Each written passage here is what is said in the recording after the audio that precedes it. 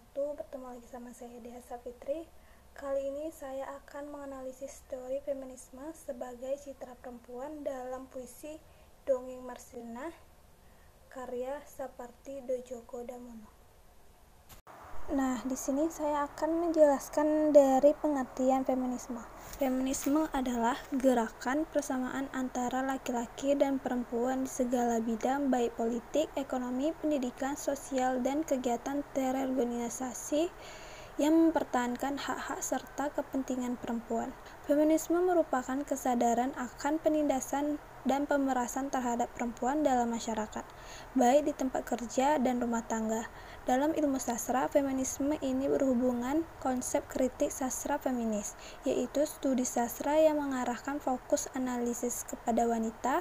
Feminisme secara umum membahas masalah mengenai perempuan sama dengan hak laki-laki dalam berbagai bidang. Marsinah digambarkan oleh Sapardi Djoko Damono sebagai perempuan buruh pabrik Arjoli yang meninggal karena penyiksaan dan kekerasan.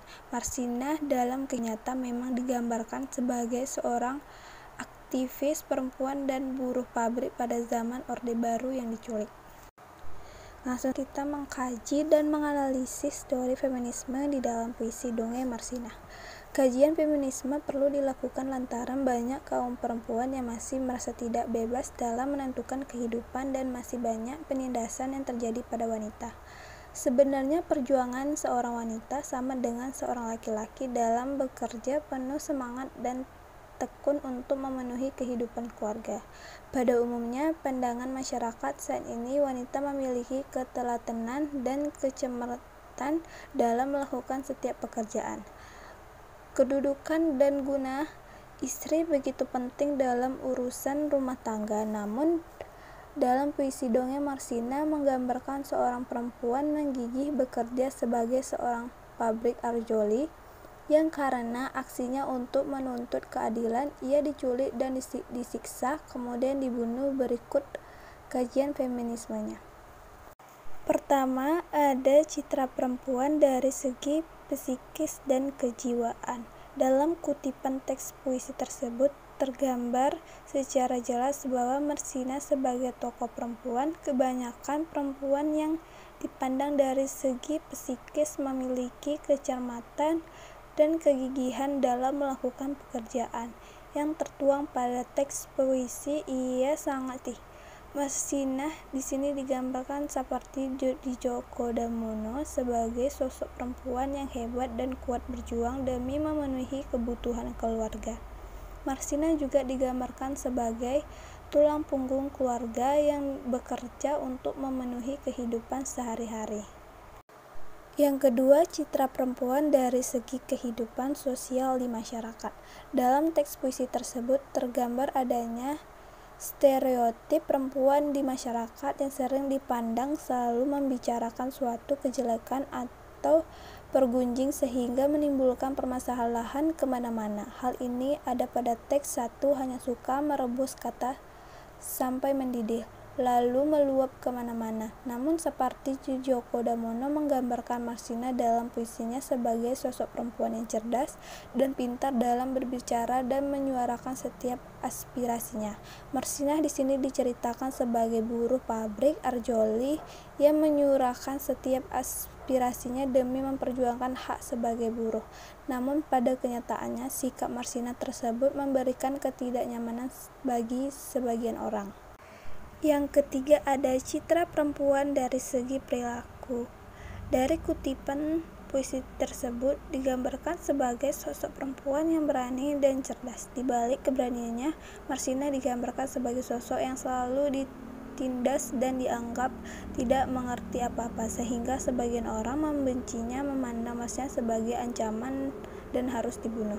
Dalam puisi Dongeng Marsinah ini menceritakan tentang kasus Marsinah yang diculik, disiksa, dibunuh, dan tidak dijelaskan siapa dibilang pembunuhan tersebut. Hal ini tampak pada kalimat kata siapa. Sebagai perempuan, kasus Marsinah ini seharusnya dapat diusut tuntas tanpa memandang keadaan ekonomi ataupun gender, sehingga perempuan memiliki hak sama dengan laki-laki dalam menegakkan keadilan. Yang keempat, citra perempuan dari segi fisik.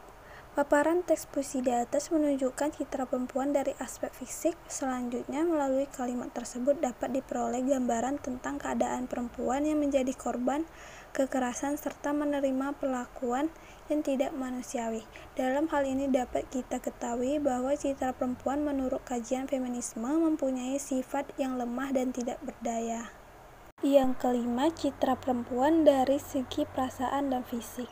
Dalam teks puisi tersebut menggambarkan Marsina sebagai wanita yang gagah, kuat, dan garang. Namun menurut pemahaman sejarah mendalam, teks puisi tersebut menunjukkan Marsina sebagai sosok yang lemah dan tidak berdaya, bahkan tidak ada memperhatikan sebagai perempuan yang harus disayangi dan dijaga. Hal ini ada pada kutipan teks puisi saya, tidak pernah jadi perhatian. Sebagai sosok perempuan, Marsina digambarkan juga dengan kehidupan sederhana seperti pada kutipan teks puisi dan tidak tahu harga sebuah lencana. Yang keenam, citra perempuan dari segi perasaan dan pandangan masyarakat. Adapun hasil uraian teks puisi di atas menunjukkan adanya ketidakadilan gender secara subordinasi, kondisi di mana perempuan di bawah laki-laki, sehingga kebanyakan perempuan tidak dianggap penting dalam berbagai kegiatan. Kalimat apa sebaiknya melinding saja bagi bola sodok menggambarkan perempuan tidak diberi kesempatan untuk menyalurkan aspirasi atau pendapatnya. Hal ini dikarenakan Marsina sebagai seorang perempuan dianggap tidak mengerti tentang apa-apa, namun menggambarkan Marsina sebagai perempuan yang berani dalam menentang ketidakadilan. Adapun kesimpulan dari puisi Dongeng Marsina karya Sapardi Djoko Damono mengungkapkan atau citra perempuan dalam puisi Dongeng Marsina menggambarkan kekerasan dan stereotip yang diterima oleh perempuan sebagai karunia. Tahun perempuan haruslah dijaga dan disayang tanpa melakukan tindakan tidak manusiawi berupa kekerasan.